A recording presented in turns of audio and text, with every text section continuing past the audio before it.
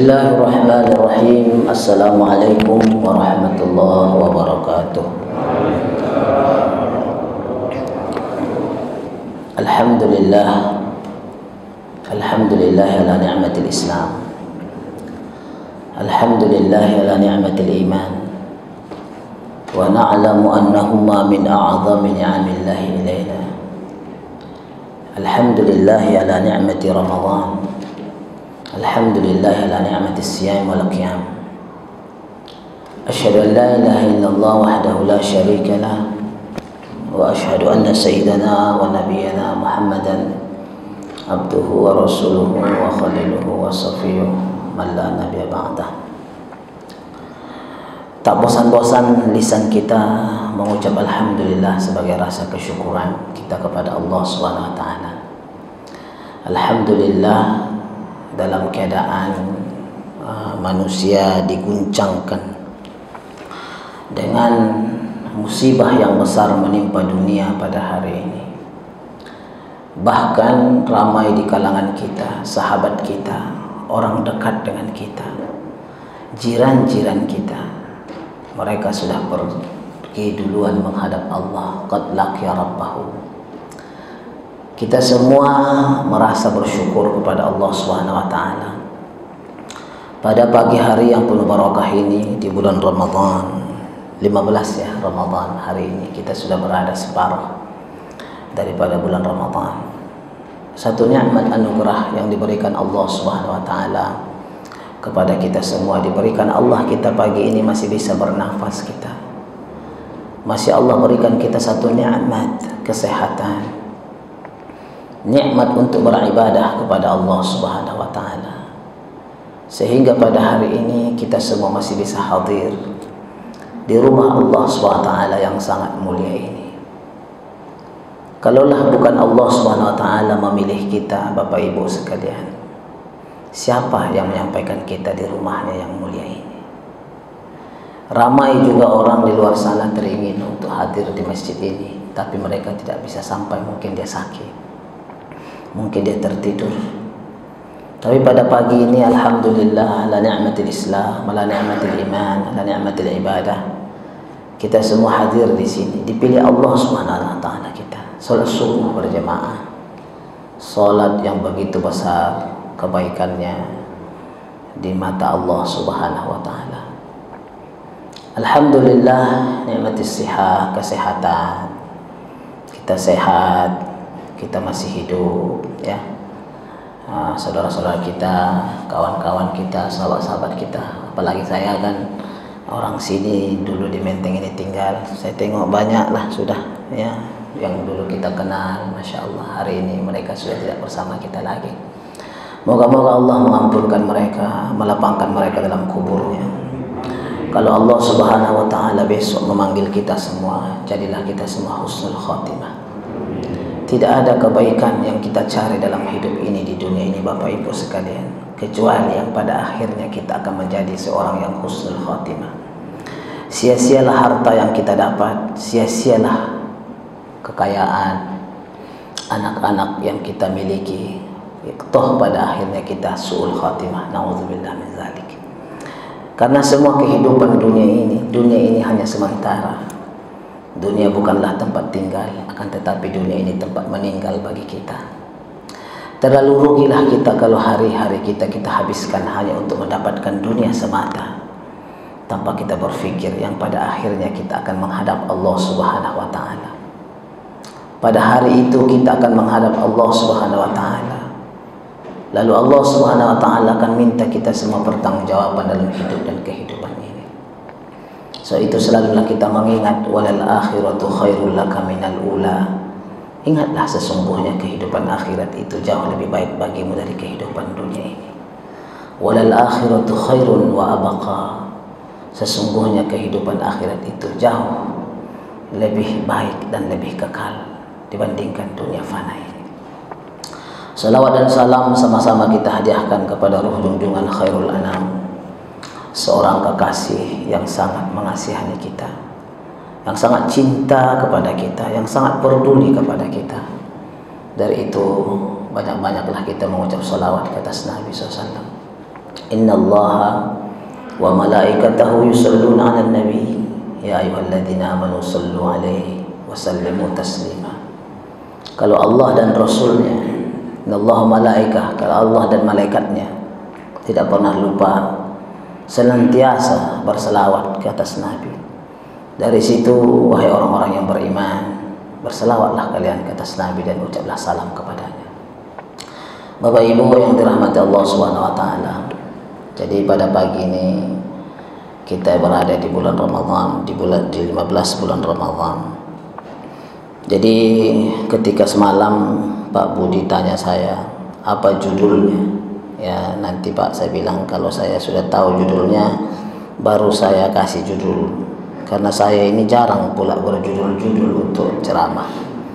Kalau saya ini berceramah itu apa yang terbit dalam hati saya, yang keluar itulah yang saya sampaikan.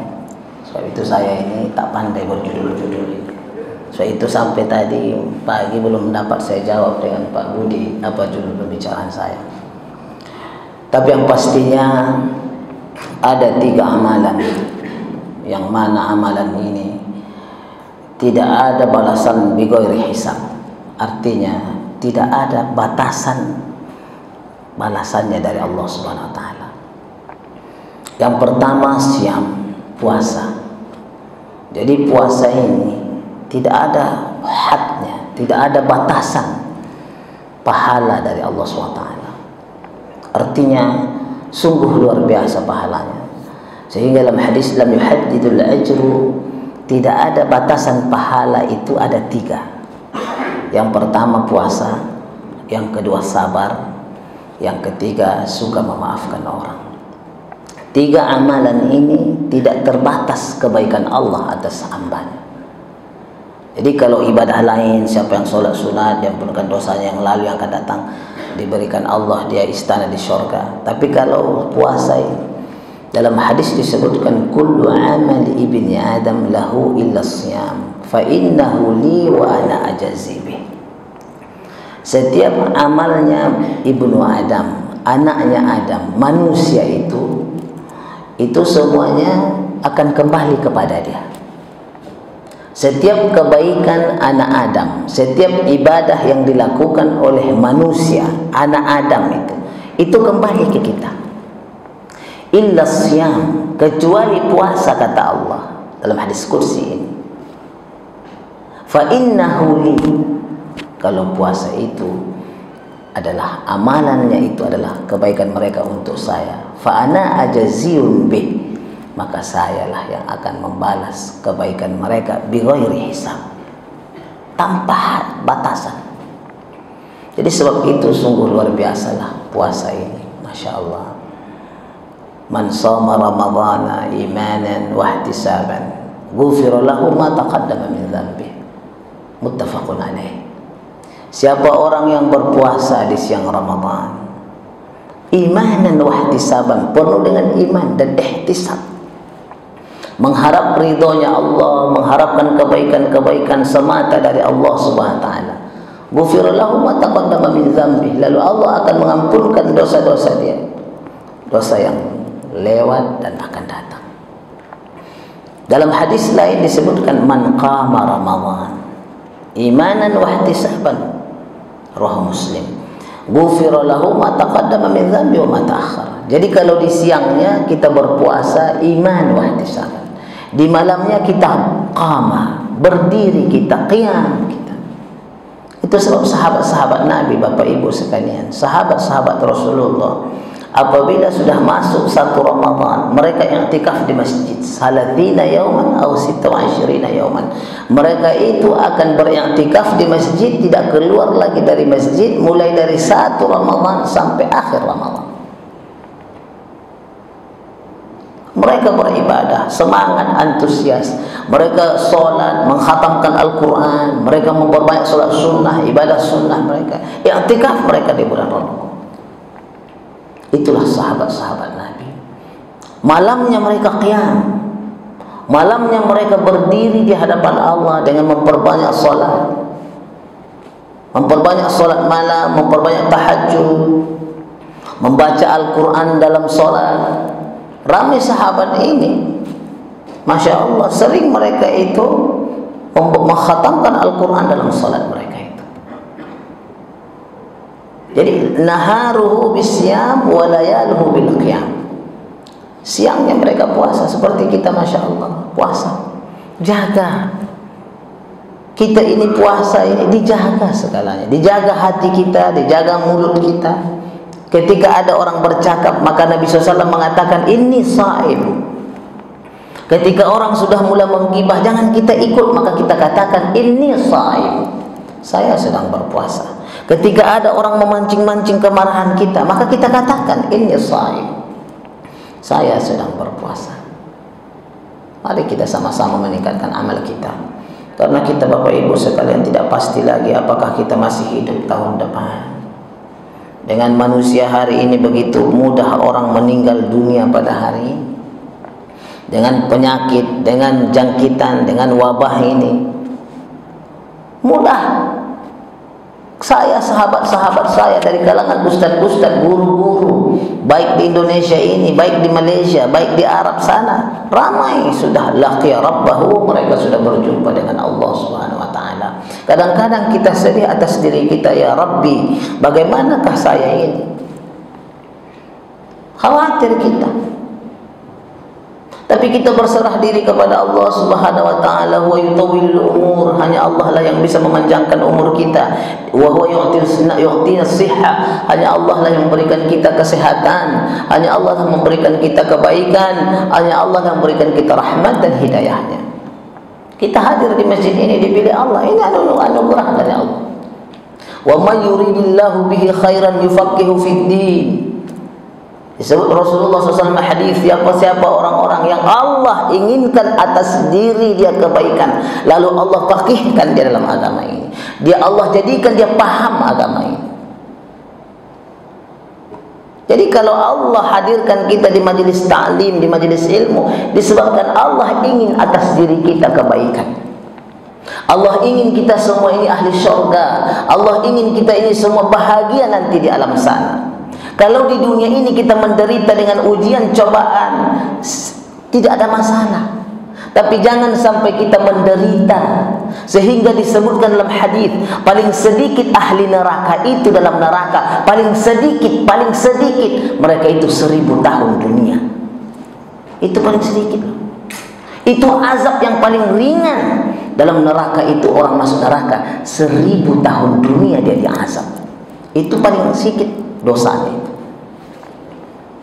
Bagaimana kita dengan dosa kita banyak seperti ini? Nauzubillah min dzalik. Sebab itu bila disebutkan ayat-ayat tentang neraka, ayat-ayat tentang azab, famfadaghu minhu dumu', maka sahabat-sahabat mengalir air mata mereka. Lemas mereka memikirkannya. Padahal siapa itu sahabat? Sahabat itu orang-orang yang Masya Allah ibadah mereka. Begitu dekatnya mereka dengan Nabi, mencontohi kehidupan Rasul, menjaga hati. Itu sahabat. Tapi ketika Allah bercerita, dibacakan ayat kepada mereka tentang neraka, berjatuhan air mata mereka, begitu khawatirnya mereka, begitu takutnya mereka kepada Allah Subhanahu wa taala. Apa yang mereka takutkan? Kami malu hinama laqina rabbana, kami malu ketika nanti menghadap dengan Allah kalau tidak ada amalan. Sedangkan Allah itu raufun bi'ibadi, Allah itu begitu baik dengan kita. Apa kurang baiknya Allah Subhanahu wa taala dengan kita, Bapak Ibu sekalian? Diberikannya kita pernapasan, dihidupkannya kita, disehatkannya kita, dijadikannya kita seorang Islam, Muslim kita, nikmat yang besar. Itu sebabnya jangan menghina agama orang, jangan menjelek-jelekkan agama orang, jangan menjatuhkan agama orang, jangan menghina orang lain, karena mereka pun tidak minta dilahirkan untuk agama itu. Sama seperti saya tidak minta saya lahir untuk menjadi seorang Muslim. Ini adalah anugerah Allah kepada saya dan kepada kita semua yang hadir ini. Tapi apa kata Nabi? Jadilah kalian asbab hidayah kepada orang, jadilah kalian menjadi asbab hidayah kepada orang lain. Baik kita. Selalulah dalam hidup kita ini, wa man ahsanu qawlan mimman da'a ila Allah. Tidak ada perkataan-perkataan, ucapan-ucapan yang lebih baik illa man da'a ila Allah, kecuali orang-orang yang diri dia suka mengajak orang kepada Allah Subhanahu wa taala. Amar ma'ruf kita. Sebab itu kalau Allah sebut dalam Quran, mana pernah Allah mulai dengan nahi mungkar? Allah sebut dengan amar ma'ruf. Wal taqum minkum ummatun yad'una ilal khair wa ya'muruna bil ma'ruf. Cari dalam Al-Quran, tidak ada ayat yang mengatakan didahului nahi mungkar dulu, pasti amar ma'ruf. Tak ada ayat itu. Semua ayat Quran mengajak orang kepada kebaikan dulu. Kalau Allah bercerita syurga neraka, pasti Allah mulai dengan syurga dulu baru neraka. Artinya apa? Allah itu selalu mengajarkan kita yang positif dulu baru yang negatif, yang baik-baik dulu baru yang buruk-buruk. Mengajak dulu, merangkul dulu, jangan memukul. Itulah Islam. Mencari kebaikan, husnuzan sama orang, selalu husnuzan, selalu berbaik sangka kita. Apalagi kita ini komunitas muslim. Alhamdulillah kita di Menteng Indah ini, Masya Allah. Alhamdulillah saya sholat hari ini subuh di sini nikmat. Kita rasa karpetnya baru, masjidnya sudah bagus, sudah indah. Ini kan semua berkat perjuangan kita, berkat persaudaraan kita, ittihadiyah kita, persatuan dan kesatuan kita. Ini nikmat Islam ini, baik Islam ini, Masya Allah. Islam mengajarkan rahmatan lil alamin, irhamu man fil ardi yarhamkum man fis sama. Berkasih sayang kalian, kata Allah, kasihilah makhluk Tuhanmu yang ada di bumi ini, pasti yang di langit akan mengasihani, menyayangi kalian. Bapak Ibu tahu bagaimana Hasan Al-Basri, Masya Allah, akhlaknya, adabnya. Saya itu kalau bercerita, membaca kitab, sangat senang membuka kisah-kisahnya Hasan Al-Basri. Kenapa begitu? Karena satu, dia seorang tabi'in. Tabi'in, orang yang begitu wara', orang yang begitu takut kepada Allah SWT. Yang mana pada awalnya ini orang bukan orang baik. Awalnya Hasan Al-Basri itu biasa saja hidupnya. Anak muda yang biasa saja, anak muda yang biasa saja. Tapi kapan dia insaf? Seorang wanita lah yang menyadarkan dia arti kehidupan ini. Dia pernah lewat satu orang perempuan. Perempuan itu terkenal cantik, sehingga dia ikut-ikuti perempuan itu. Dia mengajak perempuan itu untuk melakukan perbuatan yang tidak baik. Maka perempuan itu dia bilang, inni akhafullah, saya begitu takut kepada Allah Subhanahu wa taala. Sampailah Hasan Al-Basri ini, dia mengikuti perempuan ini ke rumahnya, mengikuti perempuan ini ke rumahnya. Lalu perempuan itu terkejut karena wanita ini adalah wanita salihah, wanita muhajjabat, wanita yang begitu takut kepada Allah Subhanahu wa taala. Dia bilang, kenapa kamu masuk ke rumahku? Ini rumahku. Dia bilang, saya ingin dengan kamu.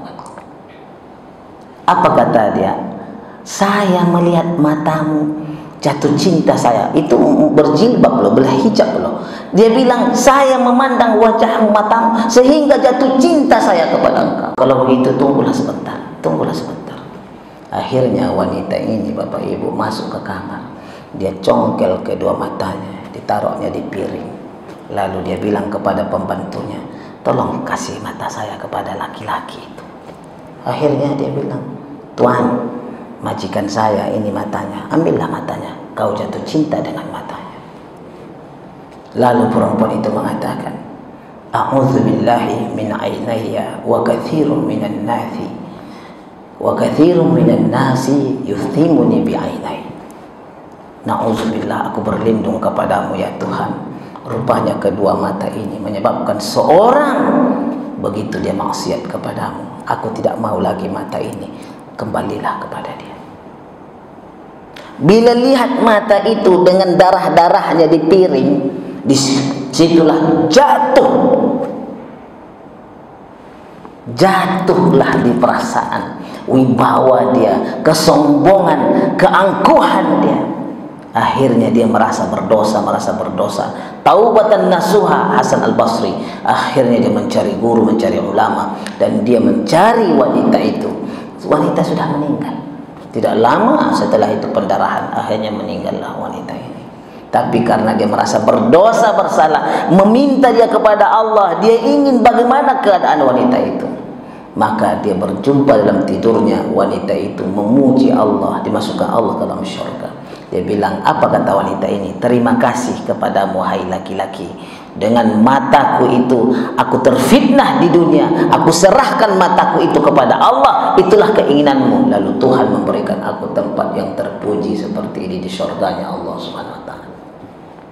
Hasan Al-Basri dari situlah Bapak Ibu sekalian, dia insaf diri dia muhasabah diri, dan dia taubat, menangis siang malam, merasa menyesal, merasa berdosa gara-gara perbuatan dia. Seorang wanita salehah mencongkel matanya. Sebab itu hati-hati kita Bapak Ibu sekalian, terutama wanita-wanita, jagalah aurat kalian, jagalah apa yang dilarang oleh Allah untuk diperlihatkan kepada laki-laki yang tidak selayaknya dilihat. Bapak Ibu yang dirahmati Allah SWT, Hasan Al-Basri akhirnya berubah menjadi orang yang baik, orang yang mulia, orang yang taat, sehingga menjadi ulama di kalangan tabi'in. Jadi artinya apa? Jangan kita mudah memandang orang. Kalau hari ini kita lihat ada orang tidak soleh, jangan hukum dia tidak soleh. Belum pasti nanti di akhir hayatnya, mungkin saja ini orang jauh lebih soleh daripada kita.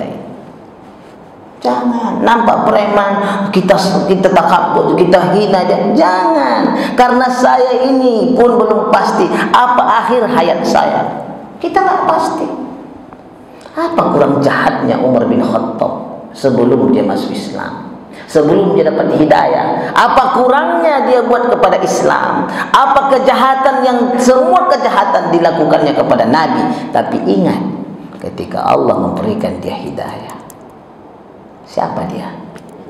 Menjadi sahabat yang mulia, sahabiyun jalilun karimun. Dia seorang sahabat yang mulia, sahabat yang sangat dicintai oleh Rasulullah, sahabat yang sangat dimuliakan oleh Allah. Akhirnya dia bergelar Khulafaur Rasyidin. Bukan hanya itu, di mana dia dimakamkan termasuk 240.000 sahabat Rasul, termasuk Umar bin Khattab yang dimakamkan di sebelah makamnya Rasulullah SAW. Coba buka siapa dia itu. Banyak menghina Nabi, banyak menyakiti Nabi, tapi sekali Allah memberikan dia hidayah, memberikan dia petunjuk, akhirnya dia siapa? Orang yang paling dicintai oleh Allah dan Rasulnya. Sampai makam dia, kuburan dia sebelah Nabi, kuburan dia. Bapak Ibu sekalian, tidak boleh kita menghukum orang, tidak boleh kita menilai orang, dan kita jangan merasa lebih baik dari orang. Jangan kita merasa lebih baik dari orang lain. Hasan Al-Basri itu Masya Allah, akhirnya dia taubat dan dia menyesal. Yang kedua, sebelum nanti kita sambung, apalagi amalan yang dibalas oleh Allah bighairi hisab, as-sabr, sabar. Karena sabar ini, apalagi puasa ini kan mendidik kita menjadi orang yang sabar. Fasabarun jamil wallahul musta'an ala ma tasifun. Sabar itu indah, sabar itu baik, jamil, indah sabar itu. Ini perkataan siapa yang mengucapkan? Nabi Yusuf alaihissalam. Nabi Yusuf alaihissalam, tengok dengan kesabaran dia difitnah oleh seorang wanita, wanita itu membawa dia ke pengadilan, wanita itu menuduh dia melakukan perbuatan yang tidak baik kepada dia. Tapi dengan berkat kesabaran Nabi Yusuf alaihissalam, masuk penjara dia, sabar dia di penjara, dihinakan dia. Terakhir wanita yang memfitnah dia itu, Zulaikha, itu menjadi istri kepada dia. Jadi apa? Istri kepada Nabi Yusuf alaihissalam. Sebab itu sabar itu adalah satu kemuliaan. Sabar itu satu kemuliaan. Sabar itu satu kebaikan dari Allah Subhanahu wa taala. Jadi mudah-mudahan Allah Subhanahu wa taala merahmati kita semua. Amin ya rabbal alamin. Rasulullah SAW bersabda, as-sabr la bihadil ajr. Qala ta'ala, innama yuwaffas sabiruna ajruhum bighairi hisab. Sesungguhnya, dan dalam disebutkan innama yuwaffas sabirun, Allah Subhanahu wa taala memberikan ganjaran kebaikan kepada as-sabirun, orang yang sabar itu, ajruhum, kebaikan pahala mereka, bighairi hisab, tanpa hisab, tak ada batasan. Itulah sabar. Memang sabar ini pahit, ujian, cobaan, apalagi kita dihina orang, dijatuhkan orang, ya memanglah sakit. Tapi dengan kita sabar, Allah berikan kita kekuatan. Dengan bersabar kita, Allah berikan kita ganti yang lebih baik dari itu. Inilah berkah kita, kesabaran. Yang ketiga, al-afwu 'anil nas, rajin-rajinlah kita memaafkan orang lain. Fa'fu amman zalamaka, kata Rasulullah SAW. Fa'fu amman zalamaka, maafkan, ampunkan orang yang menzalimi. Maafkan orang menzalimi. Karena memang dunia ini tempat orang zalim. Ya, dunia ini tempat orang zalim. Ramai orang zalim di dunia ini. Kalau di akhirat besok tidak ada seorang akhihi menzalimi saudaranya, tidak ada. Az-zulmu zulumat. Kezaliman itulah kegelapan, dan kezaliman itu akan kembali kepada orang yang zalim itu.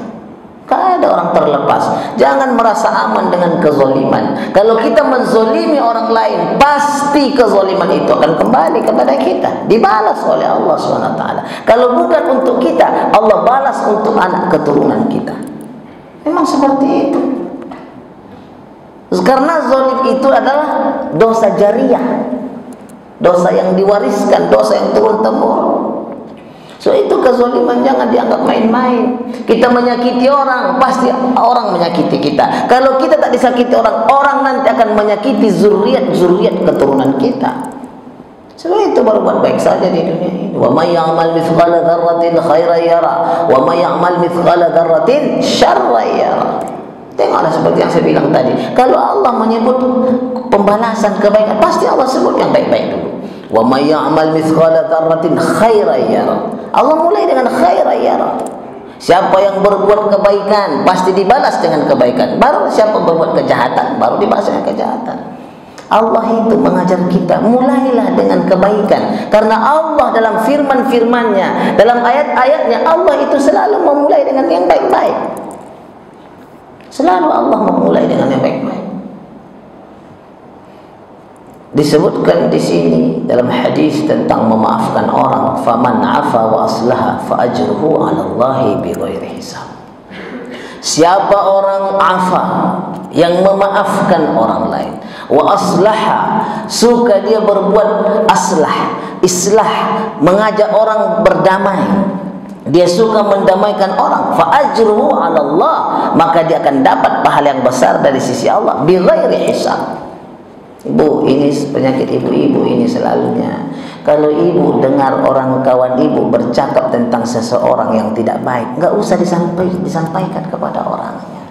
Bahkan ibu menjadi jaksa pendamai.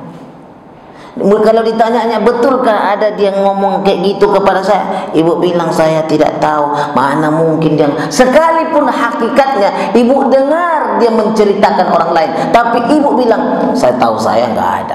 Inilah yang disebutkan berbohong yang dibolehkan, tapi bukanlah berbohong disunatkan. Kita ini kan kadang-kadang ada pula bahasa kita bohong sunat. Kapan pula lah bohong itu sunat? Kan banyak ibu-ibu, saya ini bohong sunat, ini ustaz kata. Kapan pula bohong boleh sunat pula? Kalau sunat berbohong dapat pahala terus. Yang ada bohong yang dibolehkan, bukan disunatkan. Kan banyak ibu-ibu ada istilah bohong sunat. Bapak, apalagi bapak-bapak ini suka kali bohong sunat katanya. Saya ini sama istri saya bohong sunat aja saya ini. Mana ada bohong sunat? Jadi kalau bohong sunat berarti setiap kali berbohong dapat pahala. Bagus setiap kali sering kita berbohong biar banyak pahala kita. Kalau tidak gitu juga. Bohong yang diperbolehkan. Betulkah dia ngomong kayak gini ke saya? Nggak ada lah, mana mungkin itu hanya cerita dongeng, itu cerita nggak jelas.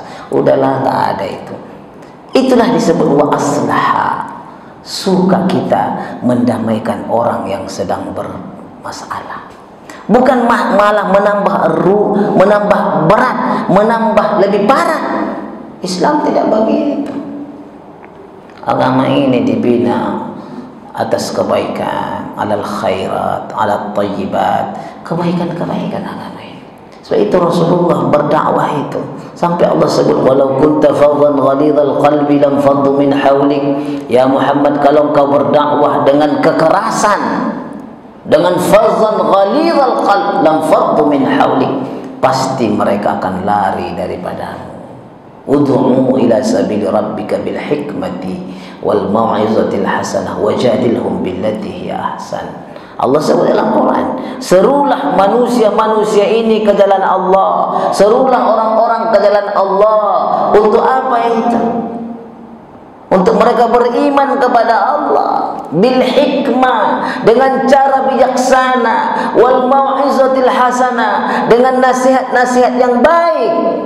Wajadilhum billati ahsan, kalau perlu kalian adu argumen, beradu argumenlah dengan cara baik, bukan kasar kita. Ini kadang-kadang musyawarah, kita sama-sama kita, orang kitanya sama-sama kita, bertetangga, masa menunjuk-nunjuk, masa marah-marah, gak boleh kayak gitu. Itulah etika kita, adab kita sebagai seorang muslim. Akhlak kita, berlapang dada kita. Hidup ini perlu berlapang dada kita, saling memaafkan kita. Memang gak ada orang yang sempurna, gak ada Pak. Siapa yang sempurna? Siapa di antara kita yang sempurna? Gak ada.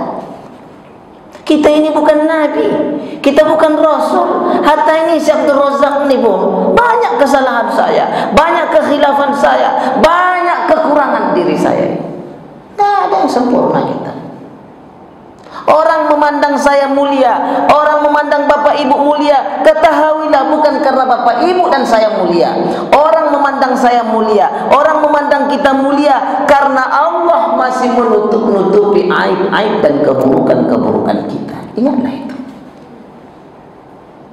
Kita mulia di mata anak kita, kita mulia di mata tetangga kita, kita mulia di mata saudara-saudara kita. Ketahuilah bukan karena kita mulia, karena Allah masih menutup-nutupi uyubana, satarallahu uyubana. Dia Allah masih menutupi aib-aib kekurangan kita. Berpuasalah kita di Ramadan ini dengan baik, Masya Allah. Saya percaya kalau orang Menteng ini bagus-bagus puasanya, Masya Allah, berbuka bersama, sholat tarawihnya penuh-penuh, ya. Kalau di tempat-tempat lain saya tengok softnya sudah ke depan, ya, softnya sudah ke depan semua karena di belakang sudah kosong. Tapi kalau di Menteng ini alhamdulillah masih ke belakang lagi softnya. Artinya dari depan sampai belakang masih penuh. Tapi kalau masjid-masjid lain sudah maju ke depan semua. Sudah maju ke depan, tinggal 4-5 soft lagi. Kalau Menteng ini masih penuh ya Pak ya, alhamdulillah, Masya Allah. Sebab itu di Menteng ini saya memang Bapak Ibu, sedihnya saya pindah dari Menteng ini.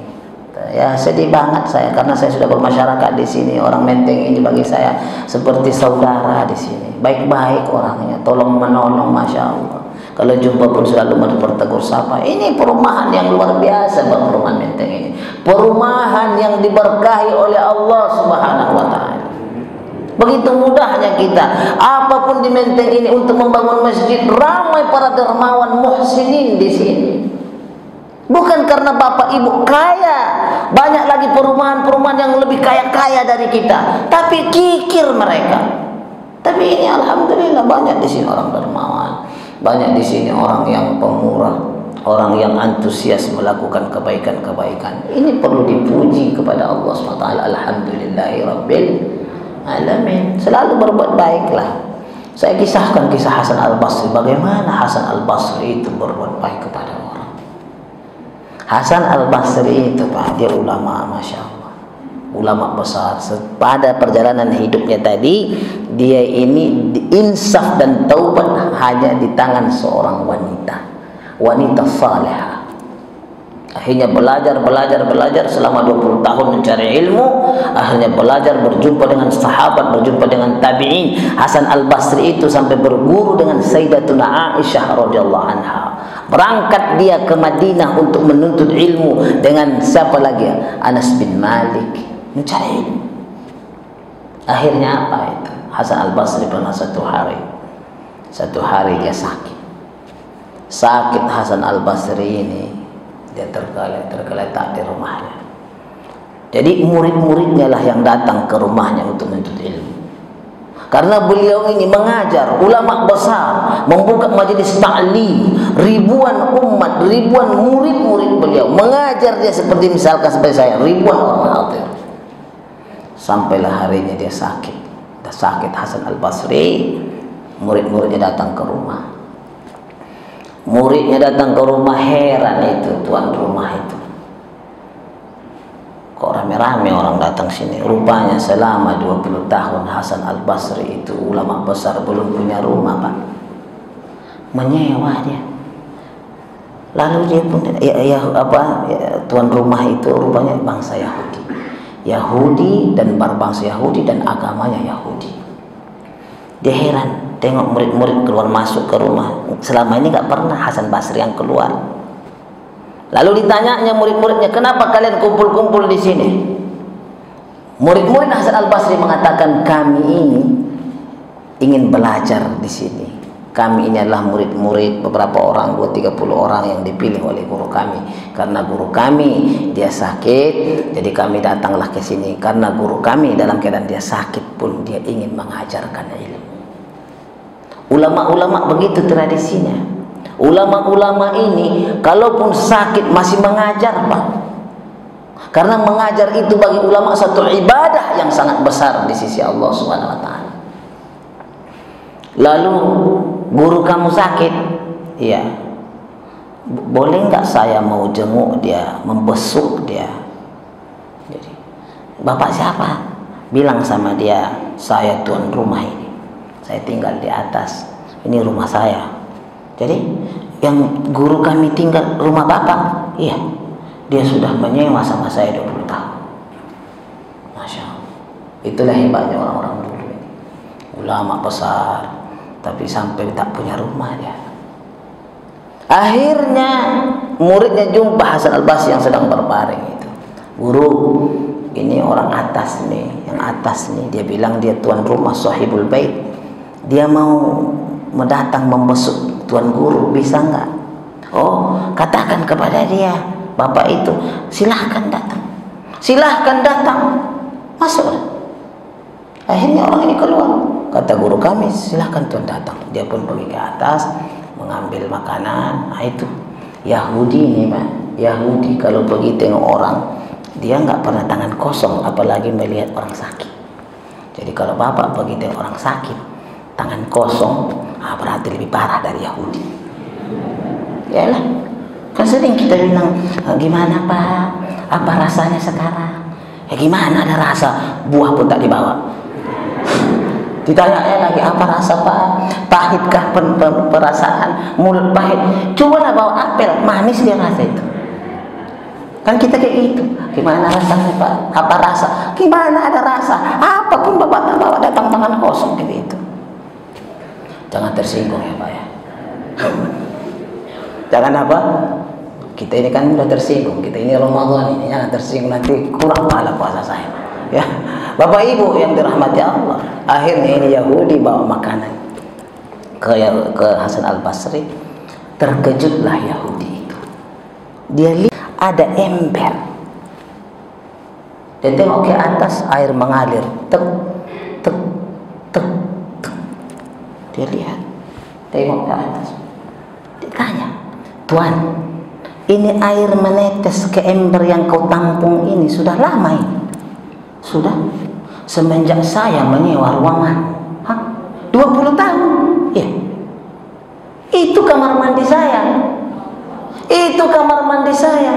Kok Tuan tak sampaikan kepada saya? Dia bilang, hadza amrun basir.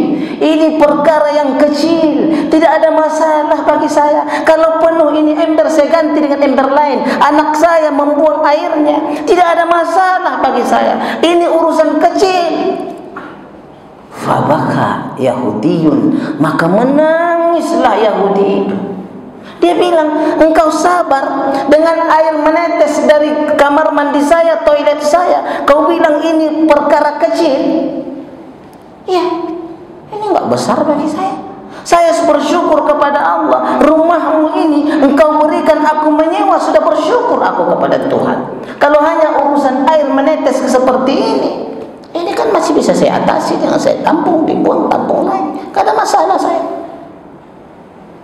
Menangis itu Yahudi. Lalu apa dia bilang? Hakaza adabu wa akhlaqu nabiyukum. Ditanya sama Yahudi, beginikah adab dan akhlaknya Nabi kalian? Fabaka Hasan, maka Hasan pun menangis. Dia bilang, hadza qalilun min adabi nabiyina alladhi na'malu biha. Ketahuilah wahai saudaraku, sesungguhnya adab yang kau bilang, beginikah adab Nabi kami? Adab Nabi kami ini hanya sedikit, seujung kuku ini yang baru bisa saya amalkan. Akhlak dan adab Nabi kami akbar wa a'zam wa akram wa ajal min hadza. Adab dan akhlak Nabi kami jauh lebih hebat, lebih mulia, lebih terpuji, lebih terhormat. Saya ini hanya mengamalkan sebesar kuku ini saja akhlak dan adab Nabi kami. Lari Yahudi itu meninggalkan Hasan al-Basri, di peluknya menangis. Dia bilang, ishhad, saksikanlah aku masuk Islam. Masuk Islam Yahudi itu. Rupanya Yahudi ini pendeta. Yahudi ini pendeta. Langsung keluar. Apa dia bilang? Ya ikhwan, ma ra'aitu ahada yuhibbu ahada ka ummati Muhammadin yuhibbu Muhammada. Dia bilang, wahai saudara-saudaraku dari kalangan Yahudi, belum pernah aku melihat manusia, seseorang mencintai Nabi mereka, mencintai seseorang seperti umat Muhammad mencintai Nabi Muhammad sallallahu alaihi wasallam. Idzan nahnu nu'minu bih. Dari itu mari kita beriman dan kita contohi akhlaknya.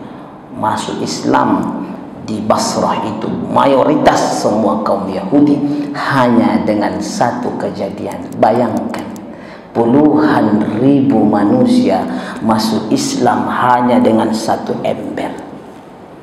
Hanya urusan ember. Ya kan? Cobalah kalau ibu menyewa rumah orang. Bisa ibu kayak gini? Hari pertama sudah ngomel-ngomel, apalah ini, sudahlah sewa kau naikkan 15 juta katanya. Dulu 12 juta, ya lu saya kan nyewa di situ 12 juta itu. Nah, sekarang saya rasa nggak dapat lagi di Menteng 12 juta. Apa gitu? Apa kata dia? Ma ra'aitu ahadan yuhibbu ahada ka ummati Muhammadin yuhibbu Muhammada. Belum pernah aku melihat manusia seseorang mencintai seseorang seperti mana umat Nabi Muhammad mencintai Nabi Muhammad. Subhanallah. Masuk Islam, Pak. Inilah akhlak.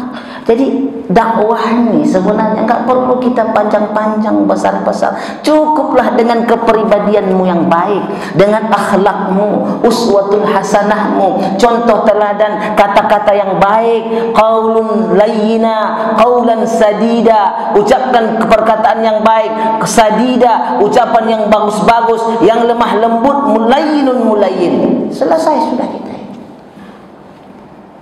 Tak perlu kita capek-capek sampai berkeringat kita, kering leher kita. Cukup kita tunjukkan akhlak-akhlak yang baik. Kalau semua kaum muslimin berakhlak yang baik di kantor, berjiran, saya percaya semua orang akan jatuh cinta dengan agama yang mulia ini.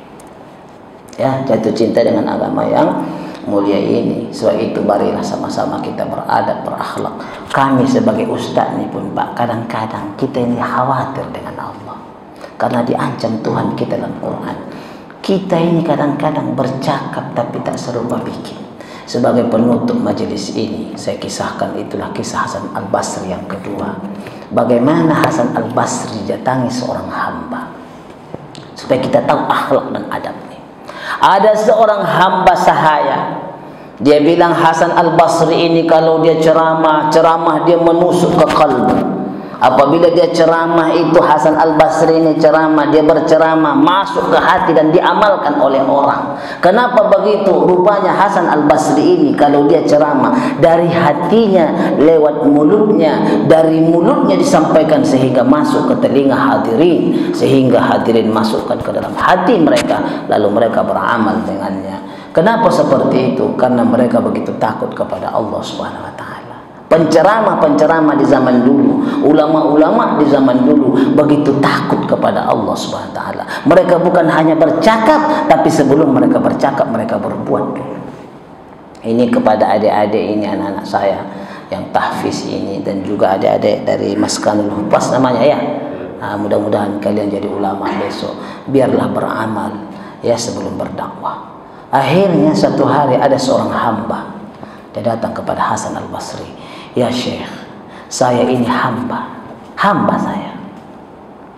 Saya teringinlah ya Syekh, kalau engkau berkhutbah Jumat, tolonglah khutbahkan dulu di khutbah Jumatmu tentang fadilat, kelebihan, keutamaan orang yang memerdekakan hamba.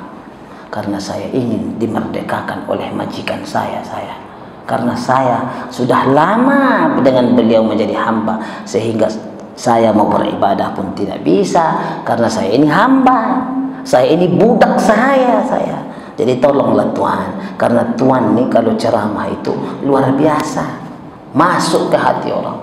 Oke kata Hasan Al-Basri, dan dia pun bilanglah sama tuannya, Tuhan, kalau bisa sholat Jumat nanti di Masjid Al-Hidayah lah kita. Nah, contoh gitulah bahasanya itu. Ya, di mana sholatnya? Di Masjid Al-Hidayah lah kita, karena di sana ada Ustadz Mulkan yang Masya Allah kalau dia berkhutbah masuk ke hati. Ini bahasa, ini perumpamaan Pak, supaya mudah dipahami. Akhirnya kata majikannya oke. Dan dia pun semangat, berharaplah Hasan Al-Basri khutbah di Masjid Al-Hidayah ini bercerita tentang fadilat itqur raqabah, bagaimana pahala memerdekakan hamba. Akhirnya majikannya pun setuju untuk sholat di Masjid Hasan Al-Basri, sholat Jumat.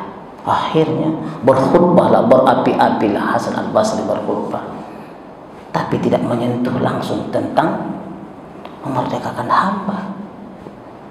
Ini hamba kecewa.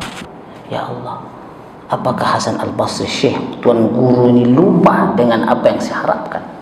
Dan dia husnuzan, berbaik sangka, dia mungkin lupa itu. Akhirnya majikan dia pun pulanglah mereka sholat Jumat.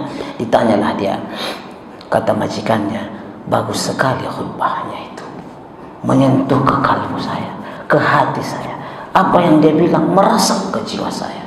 Kata majikannya, Jumat besok ke sanalah kita lagi sholat ya, katanya. Senang hati dia. Manalah tahu Jumat kedua diceramahkan, dikhutbahkan, ya kan lumayan juga kan.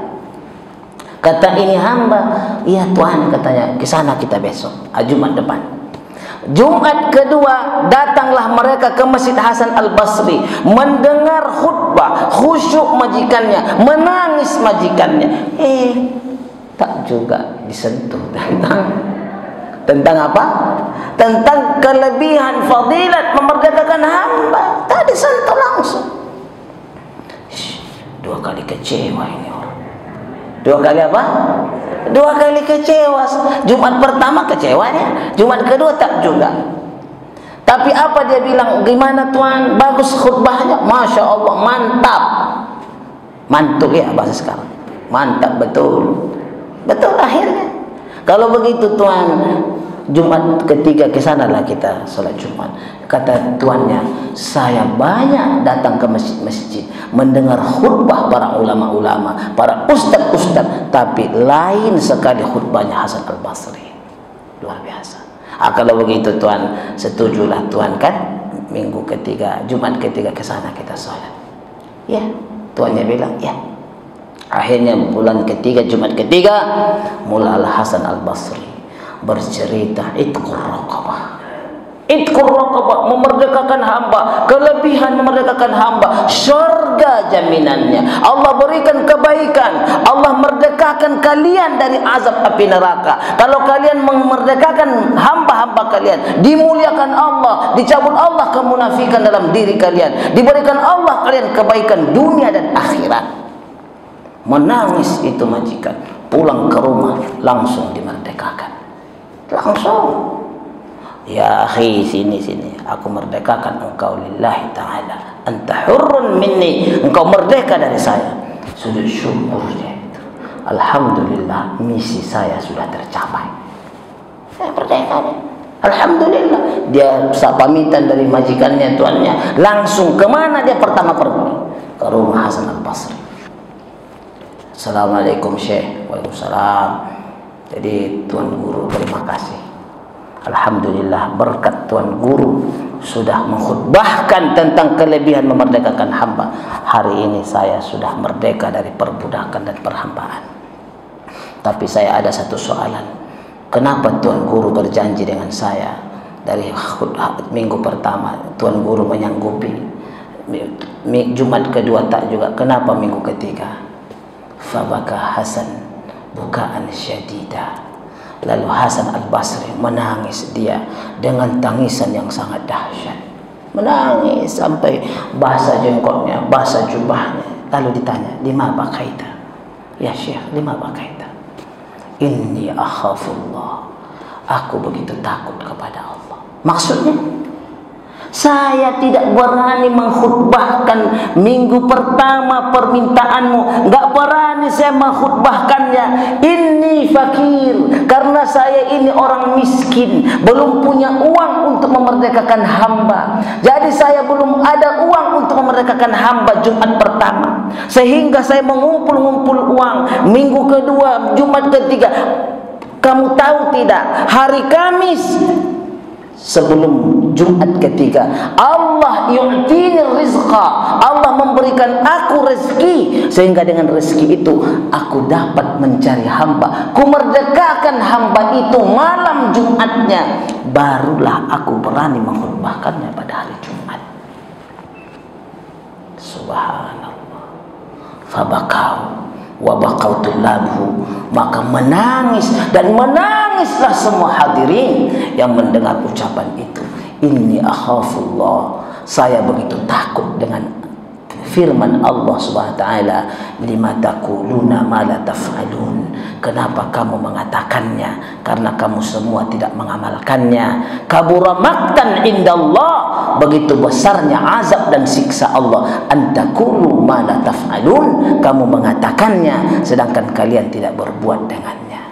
Inilah kita khawatirkan atas diri kita, para da'i-da'i ini, para ustadz-ustadz ini, mudah-mudahan menambah keimanan kepada kita. Begitulah juga kita menjadi orang tua. Janganlah bilang kepada anakmu, anakku kayak gini kamu buat, padahal kita sendiri tak begitu berbuat. Ya, kita kadang-kadang sering mengajari anak kita kebaikan-kebaikan, tapi dalam masa yang sama kita melakukan yang tidak baik.